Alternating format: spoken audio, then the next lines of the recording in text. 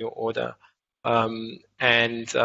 We are really delighted to have you join us from Guam and to be working with you in the future. So I'll hand the floor over to you. Thank you, and you're on. Thank you so very much. Buenas Zanhafa Day, and many of God's blessings to each and every one of you. My name is Tina Rose Muña Barnes, and I am the Speaker of the 35th Guam Legislature. And also joining me from the island of Guam is the Chairperson on Decolonization, Mr. Melvin Wonpat Borja. And before I begin my opening statement, I would like to at least take this moment to recognize Senator Paul Strauss from Washington, D.C. Thanks to the guidance we received from the good senator, my office was able to reach out to this great organization and secure our place at the Unrepresented Nations and Peoples Organization, UNPO. We are extremely grateful to Senator Strauss and stand in solidarity with him and the people of the District of Columbia as they continue to fight for full representation and equal treatment under the United States federal framework. The people of Guam are like our brothers and sisters in Washington, D.C. in this regard, and for centuries, the native Chamorro people have fought to achieve full self-governance since the Spanish colonial era.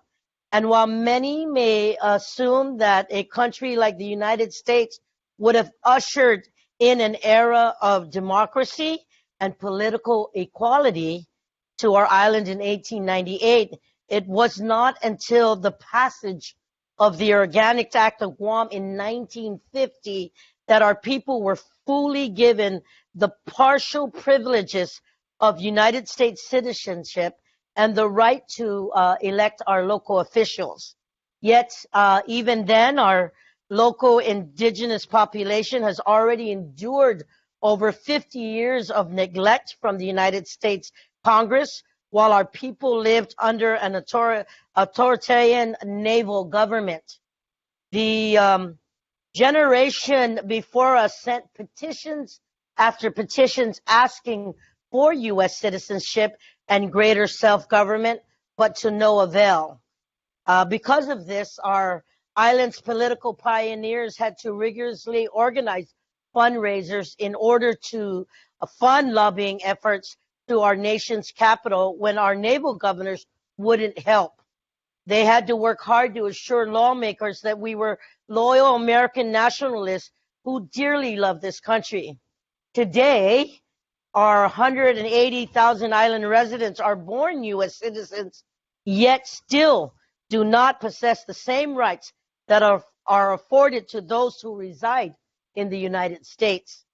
To this day, the archaic ruling of the 1901 Insular Cases, which declared that citizenship and full constitutional rights do not extend to alien races of the U.S. territories, has continued to allow the federal government to treat the people of Guam differently from the rest of the United States. We have been deprived of full voting rights and voting representation in Congress, as well as equal access to health care and other critical benefits. The people of Guam have sought and aspired to achieve democracy and equality for over 122 years, but we still do not have it. Although we may elect our local leaders and perform the same functions as a state in the United States, our domestic affairs are still subject to unilateral authority of the United States Congress. You know, even in the halls of Congress, it seems that our history, our sacrifices, and our voices are forgotten. While events such as World War II, especially the bombing of Pearl Harbor, are memorialized by millions of America, the bombing of Guam, which occurred just 4 hours later, is often overlooked. Our island was seized by the Japanese Imperial Army, and the occupation lasted for almost 3 years. Many lives were lost, and many more were subjected to the concentration camps, harsh labor, beatings, rapes, and beheadings. It was not until 2016, 71 years later, that the federal government recognized the plight of the Guam's war survivors with the passage of the Guam World War II Loyalty Recognition Act. And yet, even after 71 years of waiting, it wasn't until this year, 2020, that the first Guam survivor received their just compensation, their deserved compensation. Furthermore, every year, many of our sons and daughters of Guam enlist in the United States Armed Forces. Our island has the highest enlistment rate per capita, and though we can't vote for our commander-in-chief or have a say in Congress, which has the power to declare war, yet our people still continue to show their love and support to the red, white, and blue. Ladies and gentlemen, this pattern of behavior is nothing new to the people of Guam. Since the end of World War II, many nations have become self-governing, and once again, the United States has forgotten the Chamorro people. As an administering power and a member of the United Nations, the United States has time and time again neglected its obligation under Chapter 73 of the Charter of the United Nations to grant the people of Guam full self-governance.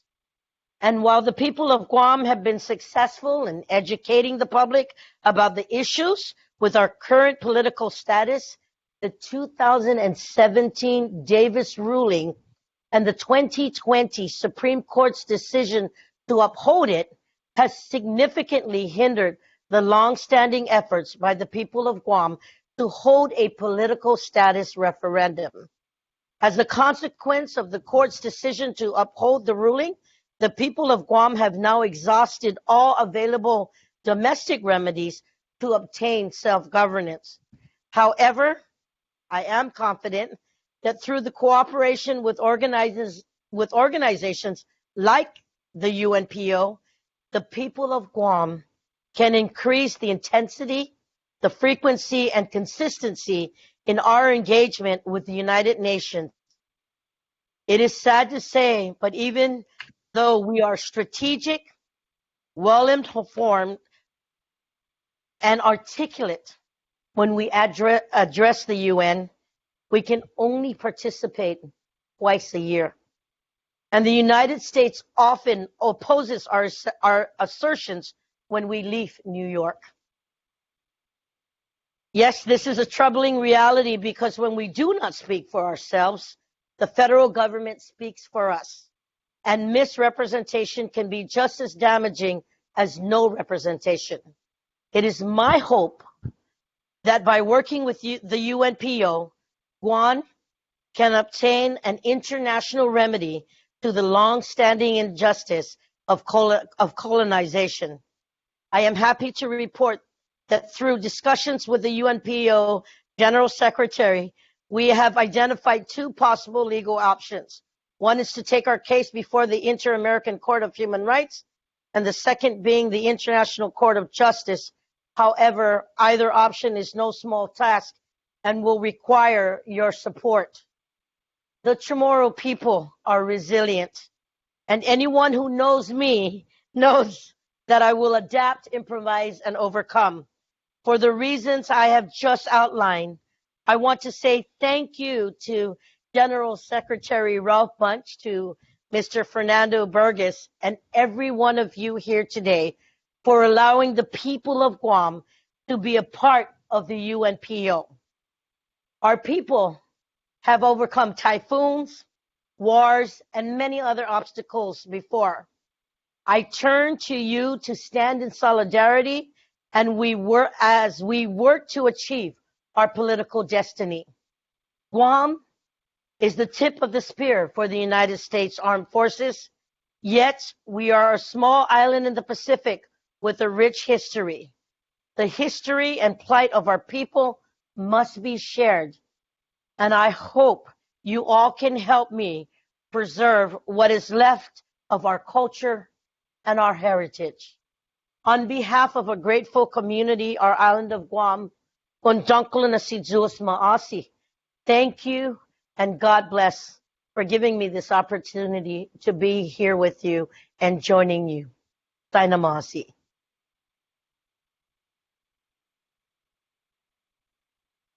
Thank you very much. Okay.